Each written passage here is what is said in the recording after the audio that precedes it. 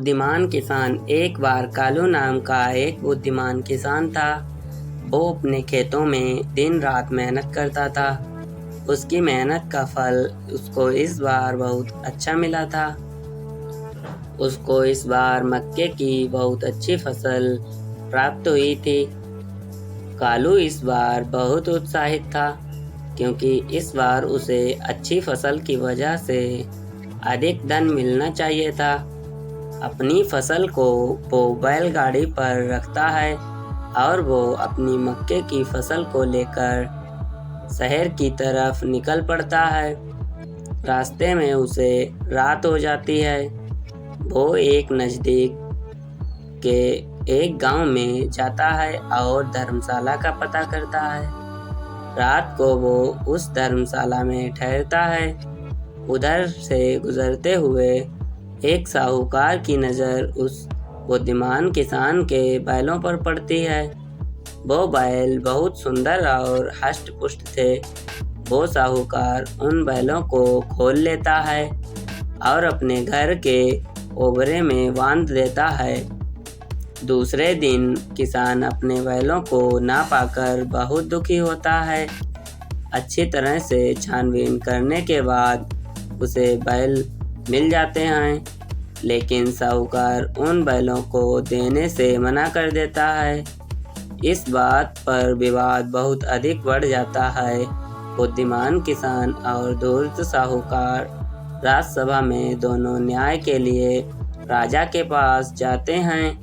कालू किसान अपना पक्ष रखते हुए सारी की सारी बात राजा को बता देता है।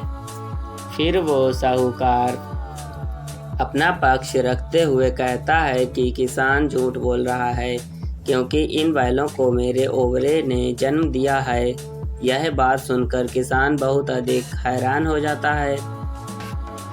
अब बात सबूत की आती है तो किसान के पास कोई सबूत नहीं होता है क्योंकि उस धूर्त साहूकार ने उन बैलों की रस्सी, घंटी आदि सब कुछ बदल दिया होता है। अब सारा मामला उस साहूकार के हक में जा रहा था। फिर भी राजा ने कुछ सोचते हुए उन्हें कुछ दिनों बाद आने का कहा। तब तक तो उसका सारा अनाज खराब हो जाएगा। कालू का सारा अनाज खरीद लिया गया तथा राजकोष से अच्छी कीमत भी उसे दी गई। निश्चित दिन पर सभा लगाई गई। किसान कल देर से पहुंचता है। जब उससे देरी से आने का कारण पूछा जाता है तो वह बड़े विनम्र भाव से जवाब देता है, क्षमा करें महाराज, गेहूं की फसल बोने का समय आ गया था। मैं उबाल कर गेहूं खेतों में बो रहा था, इसलिए देरी हो गई।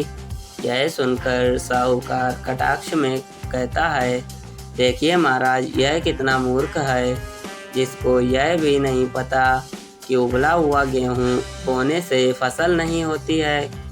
मुझे तो लगता है यह किसान है ही नहीं, इसलिए फैसला मेरे HQ में होना चाहिए। इस पर कालू किसान फिर हाथ जोड़कर कहता है, क्यों नहीं उग सकता महाराज? यदि ओबरे पशुओं को जन्म दे सकते हैं तो उबले हुए गेहूं की फसल क्यों तैयार नहीं हो सकती? इस बात पर सभी ताली बजाना शुरू कर देते हैं। राजा उस बुद्धिमान किसान को बैलों का असली मालिक घोषित कर देता है और उस साहूकार को झूठ बोलने के जुर्म में सजा सुनाता है। इस प्रकार कालू अपनी बुद्धिमानी से अपने बैलों को प्राप्त कर लेता है। तो दोस्तों, हमें इस कहानी से क्या सीख मिलती है? तो दोस्तों, हमें इस कहानी से यह सीख मिलती है कि यदि आप अपनी बुद्धि को सही से उपयोग में लाते हैं तो उस बुद्धिमान किसान की तरह किसी भी समस्या का सामना आप लोग कर सकते हैं। तो दोस्तों, यहाँ पर कहानी समाप्त होती है। यदि हमारी कहानी आप लोगों को अच्छी लगी हो तो प्लीज़ वीडियो को लाइक, शेयर और चैनल को सब्सक्राइब अवश्य कर लें। मिलते हैं फिर से कोई अगली कहानी में।